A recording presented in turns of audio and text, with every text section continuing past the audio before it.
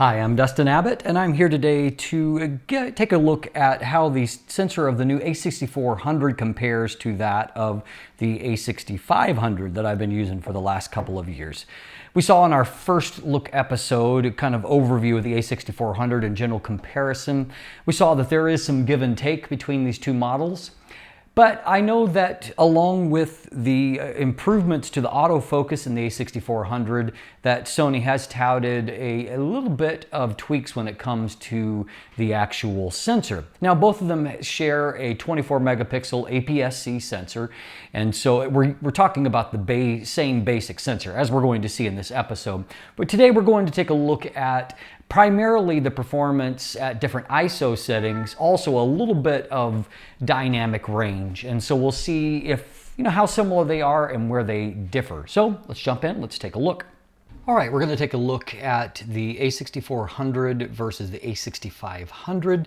And throughout this comparison, we have the exact same setup. We've got the exact same settings throughout. We use the same lens, and as you can see, the focal length is mildly different, 38 millimeters versus 40 millimeters. And with the power zoom, it is really hard to get any more precise than that. That being said, I think that we've got as much of an apples to apples as possible, and so we'll take a look at what we find here.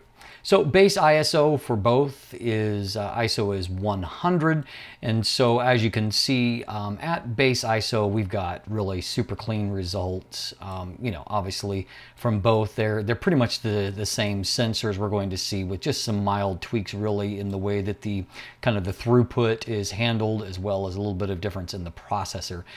Now, we'll take a quick look at dynamic range here at base ISO. This is more about just recovering here.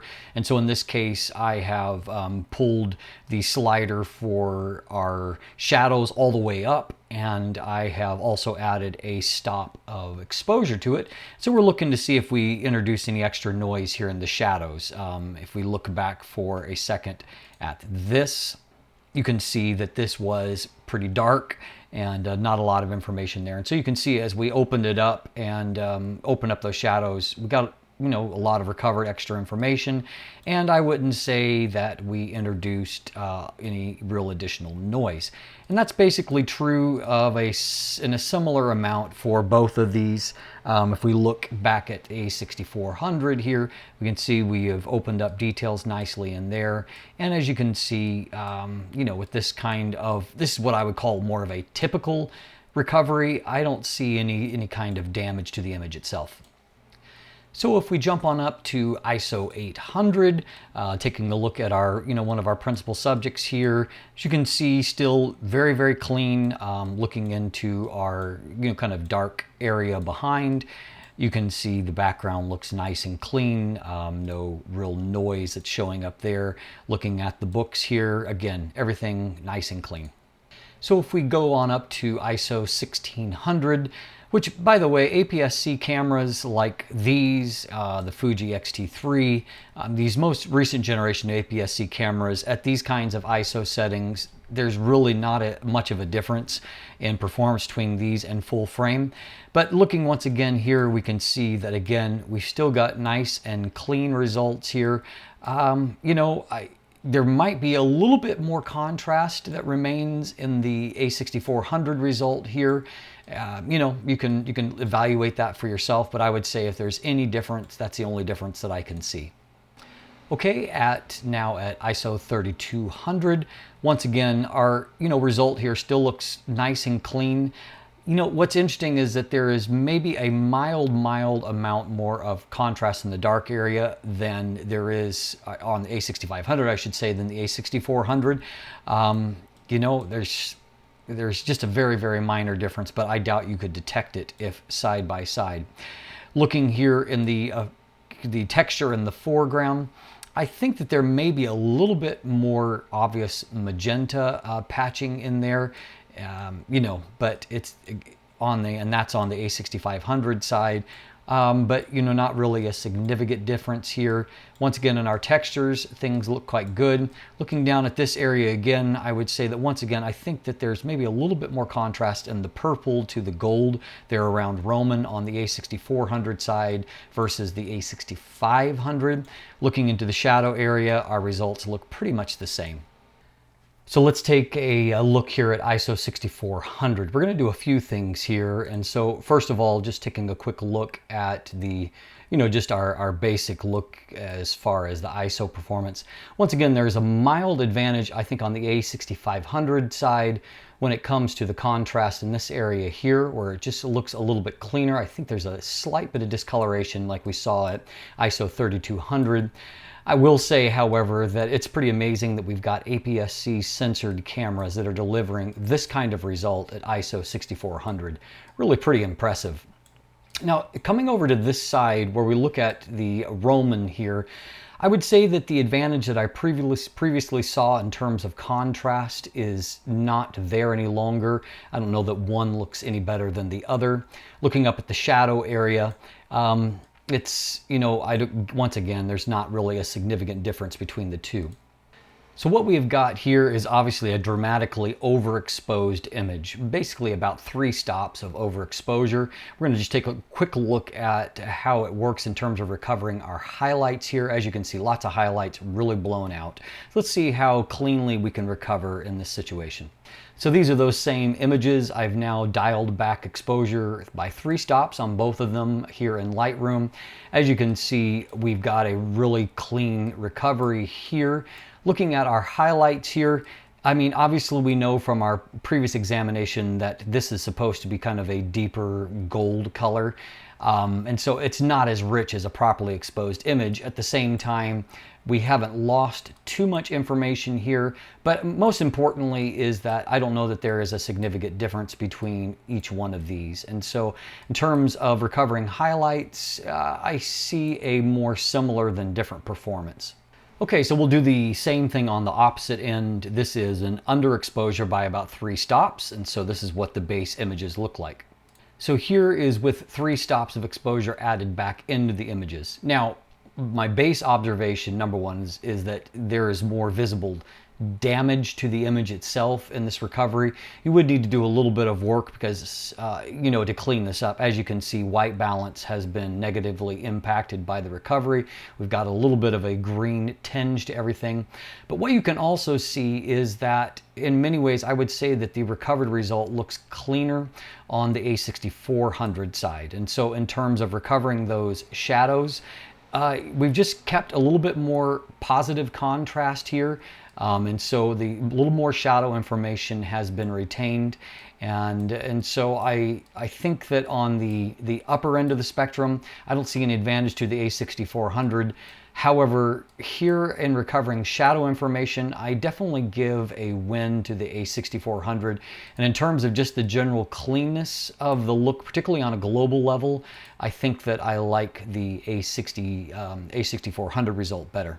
Now moving on to ISO 12800, I would say that once again here, it's kind of the same trend that I've seen. I slightly prefer this result here. And so if you're not having to tweak the image very much, I think that you can see there's just a little bit less of a bias towards the green on the a6500. However, we saw just a moment ago that if you need to really recover shadow information, it's actually the a6400 that stays truer. I guess the conclusion at this point is that, there's some give and take. I mean, they've tweaked the way that the sensor performs, and at the same time, I mean, there's some things that have improved and maybe a few things that haven't. Now with the a6400, they felt confident enough to boost the base ISO range up by 1/3 of a stop. But here we're at the native limit of the a6500, which is ISO 25600. What we can see is the same general observations are true in that I think that the a6500 is a little bit cleaner with a little bit less of a tint to it than what the a6400 is. Now, at the same time, if you look into the kind of the shadow area here. There's a little bit more contrast that's been retained in the a6400 image. Looking over at our books here, we can see that this is definitely looking like it's got a little bit more pop left to it than what the a6500 is. So again, some give and take. Okay, so at what is the maximum ISO range of the native range of the a6400, you can go into expanded range even further. In the case of the a6500, we are actually into that expanded range by 1/3 stop. So the question is this additional 1/3 stop justified in the native range? The answer is maybe. You know, as you can see, there's not really a huge similarity. That same kind of tint observation is there. And you know, earlier on I noted a little bit of that magenta patching here in the foreground, but what we've seen is it hasn't really intensified any further. Looking here, I mean, it's arguably a little bit more detailed and a little less washed out than what the a6500 is. But again, if you didn't have these two things side by side, I honestly don't know that you would notice it. Looking in the shadowed area, I think the noise pattern may be a little bit rougher on the a6500, but maybe not enough to tell at a global level. So I'll let you draw your own conclusions. So as you can see from these tests, performance really more similar than different. But I'll give you a little synopsis of some things that I've observed as a part of that process. In terms of the actual performance, in terms of taking these images, I will note that there is one improvement to the a6400, and that is, say, in the case of taking a photo and then, say, going to view. That whereas with the a6500, there's a lag that seems to go on way too long, where it writes even a single image to the card, you know, so you have that lag before it will become responsive again to do other things. A6400, that's really improved. It's basically, I saw no observable lag. I never really got that image where it said writing, or that notification where it said writing to the card. And so that's certainly nice to see. One other thing that's a little bit weird, although I showed you images with identical settings, and obviously I achieved those manually, the metering result from both of them was very different. So with the a6500 in those shots, I had a slight underexposure bias, you know, to kind of properly, you know, illuminate the scene. And so it showed a -1. In the case of the a6400, it actually showed -1.7 with the, so our 1.7 stops, you know, and 2/3 stops basically, difference, which seems a little bit weird to me. And I observed that on other situations as well, where they didn't exactly reconcile in terms of the metering. So, you know, maybe a quirk of this particular model, I don't know, but, you know, definitely some different behavior. What we saw also in these tests is that there was, as we moved up into the ISO range, we saw a slightly more green tint without tweaking the image at all in the a6400. We saw roughly equal highlight recovery between the two, but definitely when we recovered shadows at ISO 6400, we definitely saw a cleaner result with the a6400. So ironically, while it shows a slight bit more green tint at, you know, just normal, and its normal results, it recovered shadows without adding additional tint to it, whereas with the a6500, a lot more green tint became obvious when we recovered. So definitely a cleaner shadow recovery with the a6400. At high ISO settings, it was kind of interesting. You know, they've bumped up the native ISO range. But as has been my observation with more recent generation cameras, where I've seen them do that, it's fairly rare that you can see a significant improvement. You know, they expand the ISO range, but, you know, say like going back to a comparison of when I got the Canon 5D Mark IV versus the Canon 6D. It went from, you know, a upper ISO limit of 25,600 on the 6D to 32,000 on the 5D Mark IV. Was there much of a difference at that? Not really. Same has been true with the a7R III and the a7 III, and of course here with the a6500 versus the a6400.